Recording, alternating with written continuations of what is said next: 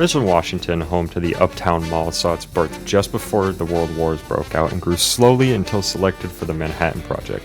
The years between 1943 and 1945 saw the little farming town of 300 explode into a booming town of almost 25,000.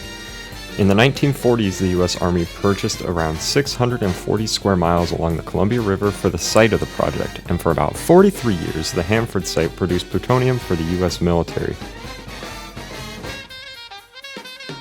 Today, Richland is known famously for the Hanford site. Although not operational anymore, it is home to museums, a commercial nuclear power plant, laboratories, and the LIGO Hanford Observatory.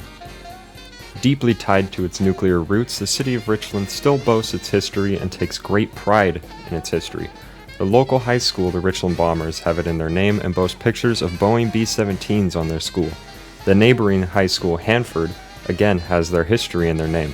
But nowhere else may this history be more evident than here.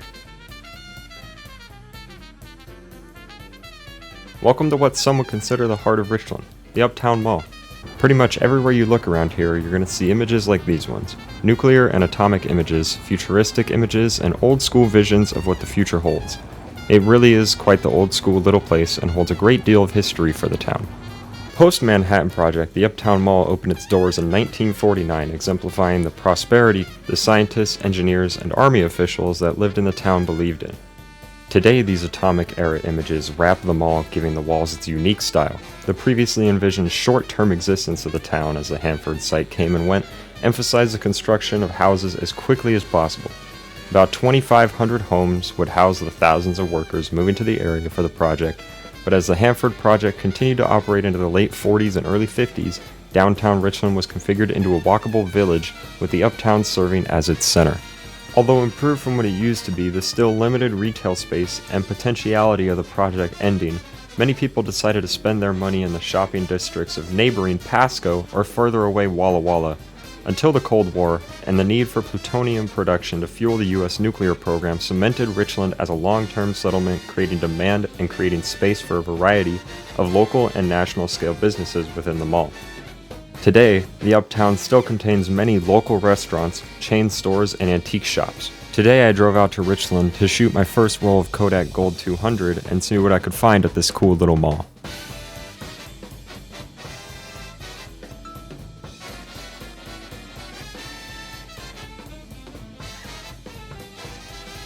I like this piano sitting in front of the store because the top of it said, "Please play me," and there was just no one.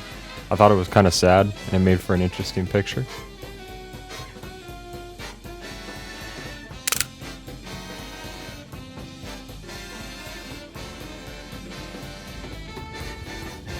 This picture I thought was really cool, simply because of how colorful it is. I think the design on the walls are really cool. The sign is really cool, and the two dragons I thought were really interesting. Something that stuck out to me really well was the sign, how it had the crack in it. I thought that was really unique.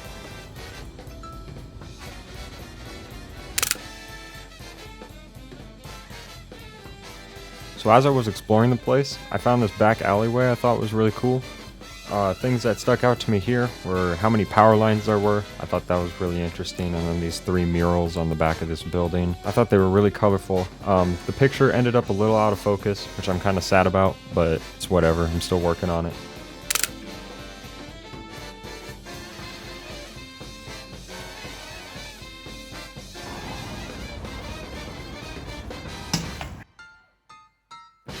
So except for absolutely slamming my head into that sign, I really like this spot. The design is really cool. I think the old school look, these two ladies getting their hair done, is really cool. Plus, the like name of the Uptown there, I think is really cool. And the colors stick out really nicely to me.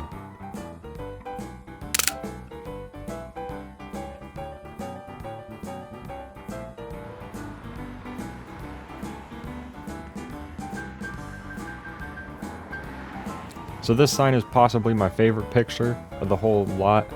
I found the sign to be really cool. I thought it was a super cool design, and the little letters that were moving on the bottom. I waited for them to say "Shop the Uptown." I thought it was really cool, and it fit the theme of the picture really well, and I really liked how it came out.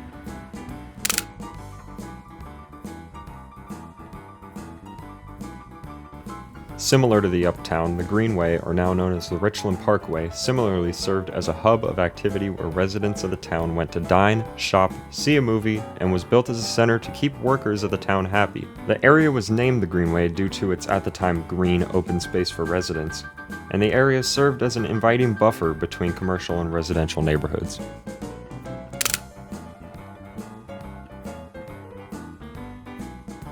A part of the Greenway, the Richland Players Theater served as an entertainment hub for the residents of Richland.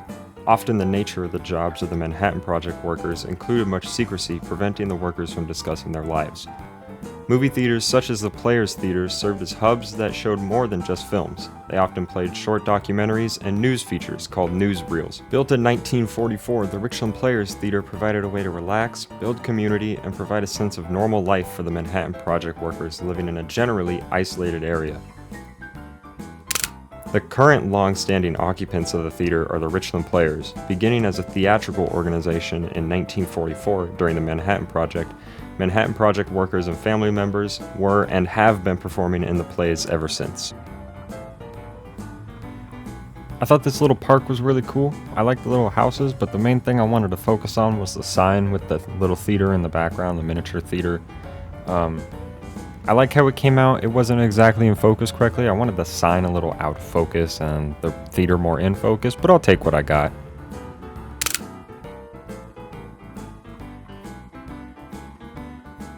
I took pictures of these little houses I found at a park across from the parkway. They're recreations of the 2,500 homes built for the Manhattan workers, and I thought they were pretty cool. They have little plaques on them that give information on how big they were and how much they costed and how many were built.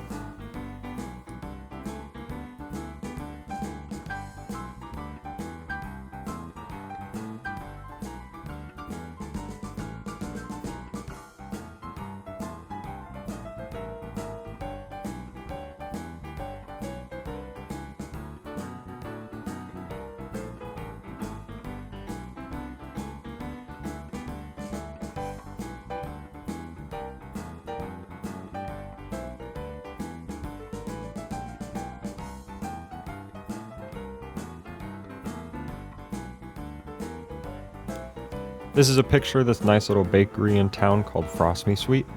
I wanted to take a picture of this building just because of how much it sticks out. It's such a unique color, and it's also really good.